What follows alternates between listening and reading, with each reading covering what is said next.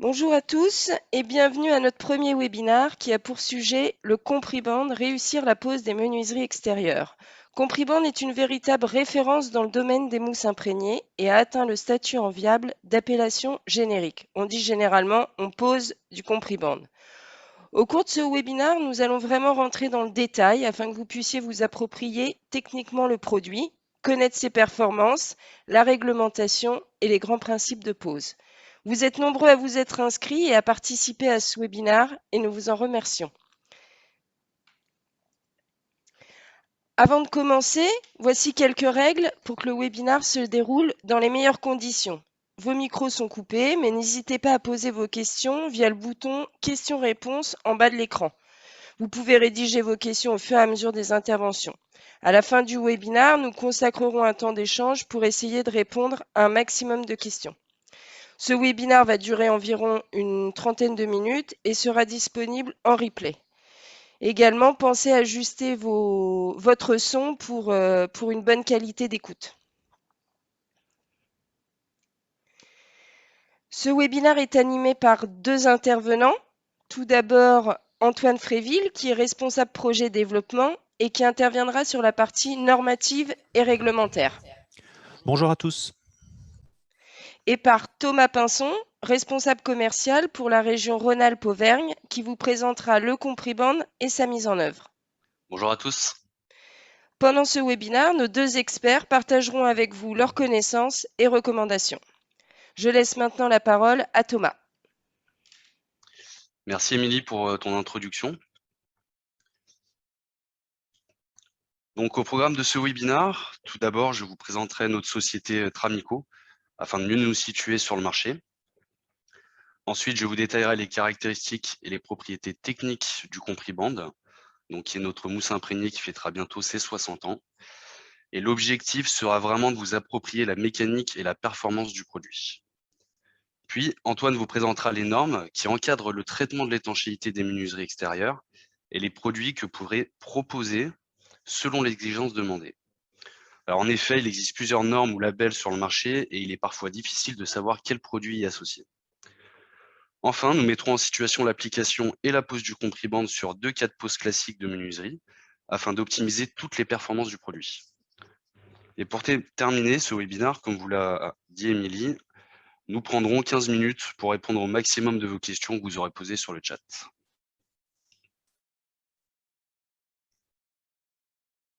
Alors Tramico, qui sommes-nous? Nous sommes le seul fabricant français de mousse imprégnée que nous vendons sous notre marque Compriband depuis 1962 et que nous avons su faire évoluer au fil du temps et des exigences du marché. Basé en Normandie, nous appartenons au groupe Vita, qui est leader européen dans la fabrication et la transformation de mousse polyuréthane et composé de multiples entreprises présentes sur différents marchés, le transport, l'automobile, l'industrie, le médical, le confort et la construction dont Tramico fait partie. Et sur ce marché du bâtiment, nous vendons 3 familles de produits principales, les mousses imprégnées et donc le Compriband pour traiter l'étanchéité des joints de menuiserie extérieure, ce qui fait l'objet justement de ce webinaire, mais également tout autre type de joint où les fonctions d'étanchéité et de dilatation seraient recherchées. On vend également des isolants minces pour chape et parquet afin de traiter l'acoustique au bruit d'impact et une gamme de bâches pour protéger les sols lors de chantier. Nous bénéficions également de diverses certifications, dont l'ISO 9001 que nous avons renouvelé récemment.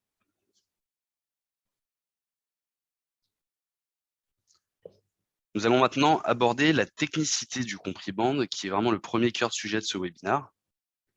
Donc, comment le définit-on? C'est avant tout notre marque pour définir ce que l'on appelle couramment une mousse imprégnée, qui est en fait le nom technique donné à cette typologie de produit.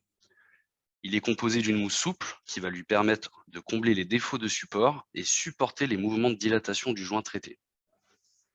On a ensuite imprégné cette mousse de résine acrylique et c'est cette résine qui va lui procurer ses premières propriétés d'étanchéité. Puis, nous lui avons ajouté un adhésif sur une face pour permettre de le positionner et nous l'avons comprimé, d'où son nom Compriband. Et enfin, c'est en se décomprimant qu'il va assurer son maintien et sa fonction.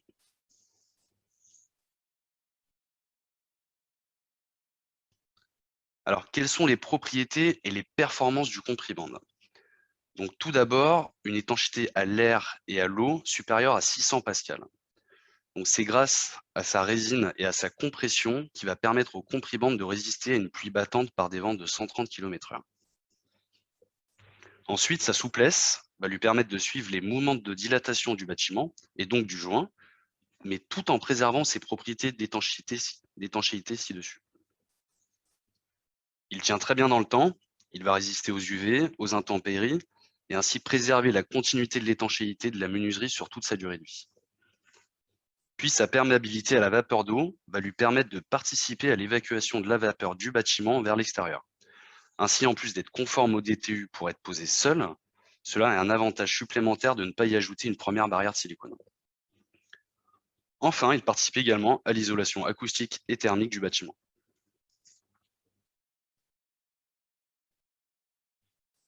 Alors voici un plan image d'un rouleau.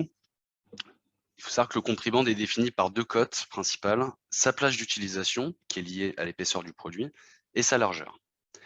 Concernant la plage d'utilisation, ce qui fait l'office de cette diapo, comme il porte bien son nom, le compribande est livré en rouleau comprimé.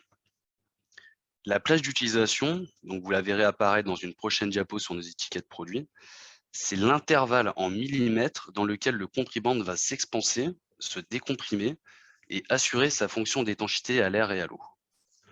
Et comme vous pouvez le voir sur l'animation, à droite, la plage d'utilisation doit correspondre au jeu et donc à l'espace à combler entre la menuiserie et le mur. Alors cette notion est extrêmement importante car la performance du produit est garantie dans cette plage d'utilisation et de plus, Antoine vous le détaillera par la suite, c'est en restant dans cet intervalle de plage d'utilisation que le produit est conforme au DTU pour être posé seul. Alors attention, il ne faut pas confondre la plage d'utilisation avec l'épaisseur totale décomprimée du produit. La plage d'utilisation, elle résulte vraiment d'une compression du produit.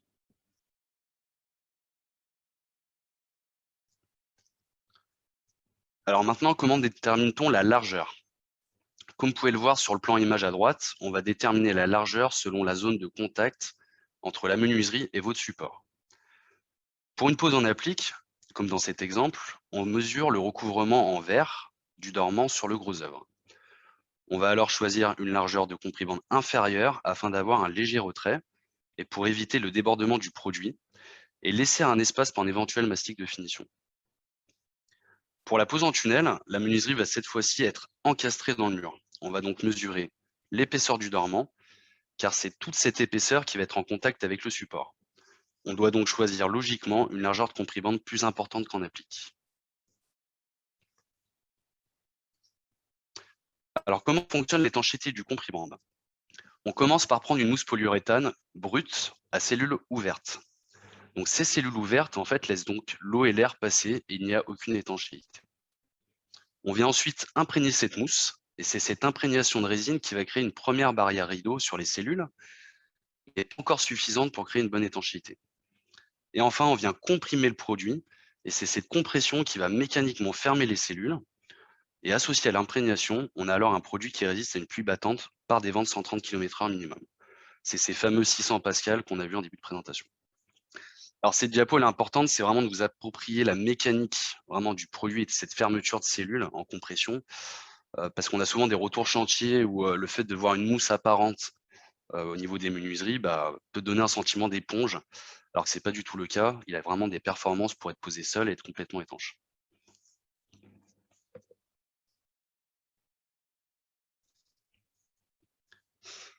Alors voici un graphique sur lequel vous retrouvez différentes plages d'utilisation que vous retrouvez sur nos étiquettes produits, qu'on verra juste après.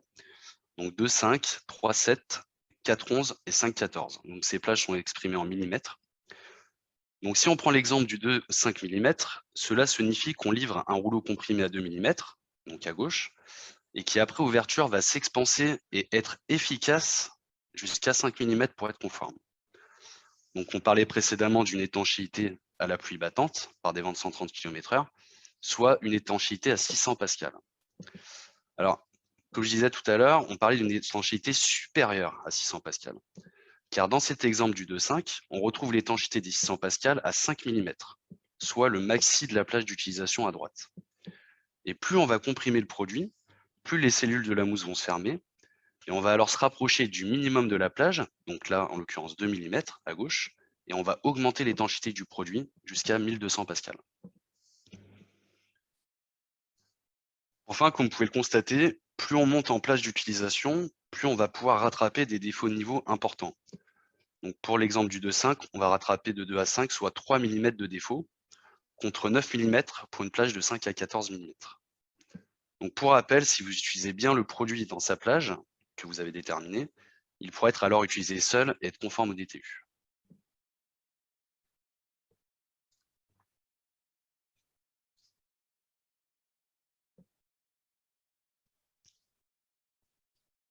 Voici un guide de choix pour déterminer le bon produit. L'objectif est de déterminer la bonne plage d'utilisation de comprimande afin qu'il ne se décomprime pas plus que sa plage. Alors comment procède-t-on? Tout d'abord, comme vous pouvez le voir sur la colonne de gauche, il faut repérer et mesurer le défaut maximal de votre support. À ce défaut, il faut ensuite y ajouter l'épaisseur de votre calage. Alors, nous recommandons un calage de 5 mm qui correspond en fait à la propre recommandation de l'Union française des menuiseries extérieures, l'UFME. Et vous allez alors obtenir le défaut maximal en millimètres à rattraper, soit la plage maximale d'expansion de votre comprimande atteinte. Donc si on prend l'exemple d'un défaut de 2 mm du tableau et d'un calage de 5 mm, et c'est l'exemple de l'image en haut à droite que vous retrouvez, on obtient alors un défaut maximal à rattraper de 7 mm. On va donc choisir une plage d'utilisation 3-7 mm, où on aura donc un comprimande expansé à 7 mm maximum et à 5 mm aux endroits sans défaut qui correspondent en fait à l'épaisseur de la cale, et donc au milieu de la plage. Alors attention, au-delà de 9 mm de défaut, il faudra prévoir une reprise au mortier de ciment, car on se retrouve alors hors des tolérances autorisées du DTU. Et ça, Antoine vous l'expliquera par la suite plus en détail.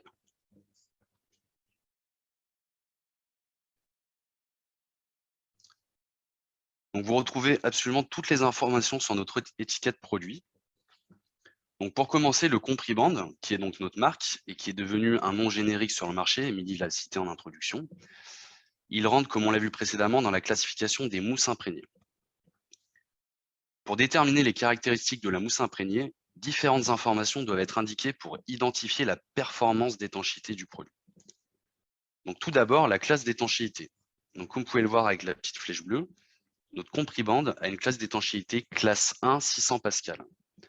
Donc on a vu ce que représentaient les 600 pascal de la performance à la pluie battante, par des vents de 130 km/h. Maintenant, retenez bien le classe 1, car c'est cette classe qui permet d'être conforme au DTU pour être posée seule.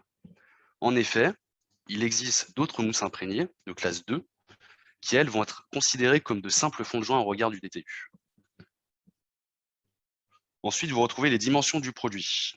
Donc tout d'abord, la largeur, qui est représentée dans cet exemple par le premier chiffre 15.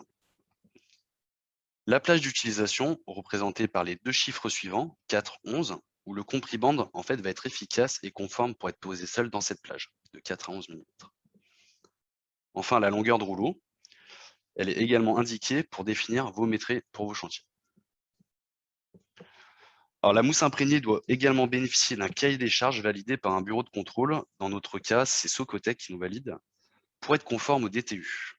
Alors, Antoine vous le détaillera également juste après. Donc voilà pour cette partie, c'était vraiment pour vous approprier la technique du Compriband, la mécanique, et je vais laisser la main à Antoine qui va vous donner les exigences du DTU et les produits que vous pourrez y associer. Et enfin, je reviendrai vers vous pour expliciter la pose du Compriband et optimiser ses performances. Merci Thomas. Donc, je vais prendre la suite de la présentation. Donc, dans cette partie, nous allons aborder les différentes exigences normatives liées à la mise en œuvre des fenêtres. Donc, pour cela, dans un premier temps, nous aborderons les quelques grands points du DTU 36.5, donc qui porte le nom de mise en œuvre des fenêtres et portes extérieures, et qui est le DTU en vigueur pour la pose des menuiseries. Dans un second temps, nous parlerons de la norme NFP 85570, qui est la norme en vigueur qui permet le classement des mousses imprégnées, le fameux classe 1 que vous avez vu précédemment dans la partie présentée par Thomas. Et enfin, nous terminerons par les exigences en vigueur aujourd'hui sur le marché français, et nous verrons comment nos produits permettent de répondre à ces exigences. Le premier point important du DTU qui nous intéresse dans le cadre de ce webinaire concerne la réception des supports et en particulier le transfert de responsabilité. Donc, il faut savoir que l'entreprise de pose doit accepter les supports avant de commencer à travailler dessus et que toute intervention sur le support provoque ce qu'on appelle le transfert de responsabilité du maçon ou de l'entreprise de maçonnerie au poseur. Il va donc être primordial de vérifier le support, c'est-à-dire les cotes, largeur, hauteur, aplomb et les tolérances. Donc les tolérances acceptables sont indiquées dans le DTU, ainsi que dans une fiche récapitulative de l'UFME que vous pouvez retrouver très facilement sur leur site internet si vous n'avez pas accès au DTU. Mais pour résumer, ces tolérances sont de plus ou moins 5 mm ou 10 mm sous la règle des 2 mètres. Donc au-delà de ces tolérances, il sera nécessaire de faire ce qu'on appelle un dressage des plans de pose. Et le DTU préconise un dressage au mortier de ciment, une bande de 12 cm de large pour 5 mm d'épaisseur. Donc c'est pour cela que, comme on a vu précédemment avec Thomas, avec par exemple un comprimant de 5,14 et une cale de 5 mm, il sera possible de rattraper avec notre produit un défaut de planité de 9 mm. Au-delà de ces 9 mm, il faudra faire un dressage des plans de pose. Le second point important du DTU concerne le calage d'assises et le cas du regingot. Donc, il est indiqué dans le DTU que le poids de la menuiserie doit être reporté sur des cales en partie basse. Donc, ces cales doivent être disposées proches des montants verticaux, c'est-à-dire aux extrémités, et au niveau de chaque ouverture, donc de chaque meneau. Cela permet en fait de reprendre les transferts de charge lors de l'ouverture et fermeture des ouvrants. Donc, la présence d'un appui est donc obligatoire, comme par exemple un regingot maçonné ou préfabriqué. Et ce regingot ne peut pas être ajouté une fois la menuiserie mise en place. Donc ça, c'est scrupuleusement interdit. Il y a deux cas particuliers. Donc le cas d'un regingot aligné sans feuillure verticale et le cas où le regingot est absent. Donc dans ces deux cas, il faudra reconstituer une pièce d'appui avec par exemple la mise en place d'une lisse filante. Donc bien sûr, ceci est valable pour une pose en applique. Dans le cas d'une pose tunnel, il n'y a pas besoin de regingot. Enfin, la troisième partie du DTU qui nous intéresse aujourd'hui est le calfeutrement par mousse imprégnée. Donc les DTU demandent à ce que la mousse imprégnée soit de classe 1, selon la norme NFP 85570, et que cette mousse possède un cahier des charges validé par un organisme extérieur. Donc dans notre cas, c'est Socotec qui valide nos cahiers des charges. Donc nous reviendrons plus en détail sur ce qu'est un produit de classe 1 par la suite. La mise en œuvre de la mousse imprégnée s'effectue en prenant garde à différents points. Donc on prendra garde à ne pas faire de raccord sur la zone d'appui afin de limiter toute rupture de la continuité du calfeutrement et en prenant garde à ne pas tourner dans les angles donc afin d'éviter de faire des plis. Donc ça pourra engendrer des fuites ou on prendra garde également à ne pas étirer la mousse dans les angles, ce qui amènerait une fragilité au niveau de ces angles. De plus, on veillera à laisser un retrait de 1 à 2 mm afin d'éviter que la mousse ne déborde à l'extérieur lors de la mise en compression de la fenêtre. Et ça permet également la mise en place d'un mastic de finition si on le souhaite. Donc pour votre information, des règles professionnelles sont en cours de rédaction et elles remplaceront à terme le cahier des charges. Donc il y aura une mise à jour du DTU d'ici quelques temps qui intégreront ces nouvelles règles professionnelles. Donc, comme évoqué précédemment, le DTU autorise plusieurs types de calfeutrement. Donc ils sont au nombre de 3. Il a bien entendu les mousses imprégnées de classe 1, comme le compriband, qui sont sous cahier des charges validé par un organisme extérieur. Il y a également les mastiques sur fond de joint. Donc un fond de joint, c'est par exemple une mousse imprégnée de classe 2. Les mastiques possèdent leur propre DTU, le 44.1, qui indique entre autres les mastiques à utiliser. On ne peut pas utiliser n'importe quel mastic pour faire du calfeutrement. Et enfin, les membranes d'étanchéité, qui elles aussi doivent être sous cahier des charges. Les mousses PU en aérosol ne sont donc pas considérées comme des produits de calfeutrement à l'eau et à l'air. Le DTU est d'ailleurs très clair à ce sujet. Elles peuvent être utilisées comme complément d'isolation thermique ou phonique, mais pas pour faire du calfeutrement à l'eau et à l'air, ni de la fixation. De plus, tout autre système de calfeutrement différent, ou qui ne répond pas aux critères ci-dessus, doivent obligatoirement être sous avis technique. Donc vous pouvez retrouver aujourd'hui sur le marché des produits de calfeutrement qui assurent répondre à la norme NFP 85570, mais ce type de produit est hors DTU. On ne peut donc que vous recommander de ne pas utiliser ce type de produit s'ils ne sont pas munis d'un avis technique pour éviter tout problème en cas de litige. Donc, concernant le classement des mousses imprégnées, La norme NFP 85570 classe les produits en classe 1 ou en classe 2 en fonction de leur performance d'étanchéité à la pluie battante. Donc le DTU 365 n'autorise que les produits de classe 1, comme c'est le cas du comprimand, afin d'assurer une bonne étanchéité à l'eau à 600 pascal, ce qui correspond à une pluie battante sous un vent de 130 km/h à peu près, en quelque sorte des conditions de tempête. Donc le comprimand se suffit à lui-même en tant que barrière de joint à un étage. On parle d'étage pour qualifier le niveau d'étanchéité. Attention, cette notion d'étage n'a rien à voir avec le nombre d'étages ou de niveau de la construction.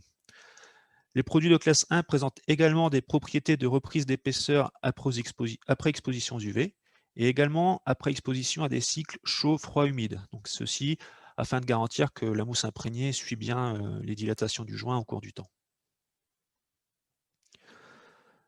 Donc nous allons à présent voir quelles sont nos solutions face aux exigences du marché. Donc il existe aujourd'hui différentes exigences. Il y a bien sûr les exigences liées au DTU, mais également celles liées à la RT 2012 ou encore le cas des maisons passives. Le comprimand suffit à lui seul pour répondre aux exigences du DTU, mais également pour répondre aux exigences de la RT 2012. Donc, bien que les bâtiments basse consommation liés à la RT 2012 soient plus exigeants, puisqu'on va regarder les fuites sur la façade en entier et non pas seulement au niveau des ouvertures, il n'y a pas besoin de complément d'étanchéité au comprimand. Il permet de répondre à ces exigences. Ceci n'est en revanche pas le cas des maisons passives. En effet, au vu de la performance à l'étanchéité à l'air demandée, là on va chercher une valeur de fuite inférieure à 60% du volume du logement pour une pression de 50 pascal, donc ce qui est supérieur à la RT 2012. Le comprimand doit être mis en œuvre accompagné d'une membrane d'étanchéité. Donc, par exemple, dans notre gamme de produits, vous pouvez retrouver le Tramiflex BC+, qui permet d'accompagner le comprimand pour répondre aux exigences de la maison passive. Une autre solution consiste à utiliser le comprimand Ultimer. Donc, il s'agit d'un dérivé du comprimand, mais qui intègre une membrane d'étanchéité au sein de la mousse. Vous pouvez voir sur le schéma une flèche orange qui pointe sur la position de la mousse sur la position de la membrane dans la mousse. Alors, pourquoi choisir le comprimand? Eh bien, c'est un produit multifonction, donc qui permet de faire de l'étanchéité à l'eau et à l'air, tout en ayant des propriétés thermiques et acoustiques. C'est un produit qui se met en œuvre très facilement, donc sur tout type de support, et il ne nécessite pas d'outils spécifiques, c'est une pose rapide et efficace. C'est un produit qui agit par décompression, donc ce qui va permettre un remplissage optimal de toutes les irrégularités, dues notamment au mouvement du bâtiment ou aux dilatations thermiques. Et c'est également un produit adapté à tout type de pose, donc que ce soit en applique ou en tunnel, mais également en feuillure et en rénovation.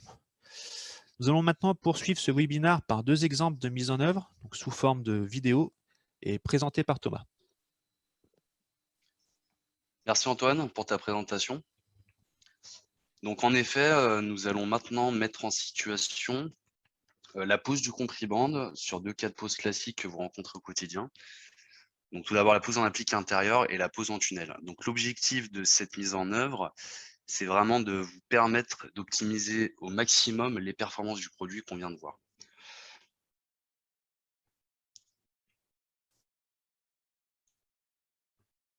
Donc nous allons voir la pose du comprimand en applique intérieure. Voici le support type pour une pose en applique sur Rogingo. La zone orangée représente le plan de pose de la menuiserie, soit la surface de contact de la menuiserie avec le support. Comme on l'a vu avec Antoine précédemment, la réception du support est essentielle. On vérifie la planéité, les aplombs, ainsi que les codes de la baie, donc hauteur, largeur et diagonale, afin de respecter la tolérance des 10 mm sur 2 mètres. Si on est hors tolérance, il va falloir prévoir une reprise de support en mortier de ciment impérativement.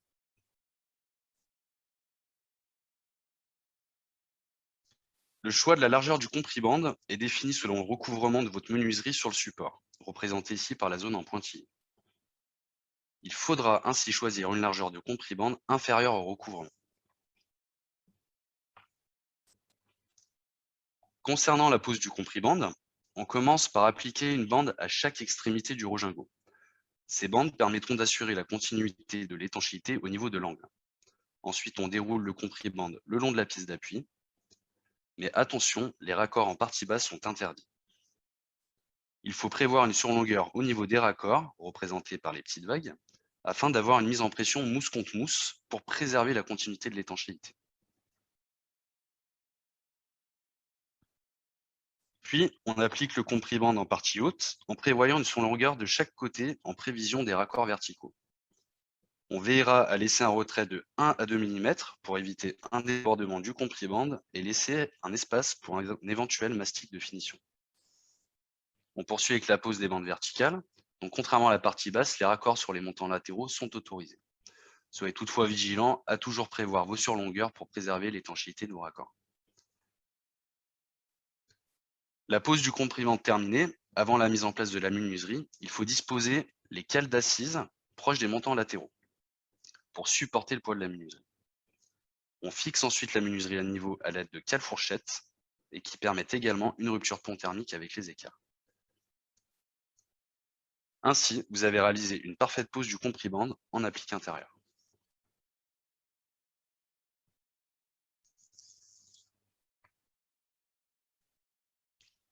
Maintenant, nous allons voir la pose du compriband ultimaire en tunnel. Voici le support type d'une pose en tunnel. La zone orangée représente le plan de pose de la menuiserie qui est cette fois-ci encastré dans le tableau, soit la surface de contact du dormant de la menuiserie avec le support. Donc on effectue toujours la réception du support et comme on applique, on vérifie la planéité, les aplombs, ainsi que les codes de la baie, donc hauteur, largeur et diagonale, afin de respecter la tolérance des 10 mm sur 2 mètres. Donc si cette tolérance n'est pas respectée, encore une fois, une reprise du support au mortier de ciment est impérative. On mesure ensuite le jeu à combler entre la menuiserie et le mur pour définir la plage d'utilisation du comprimand ultimaire.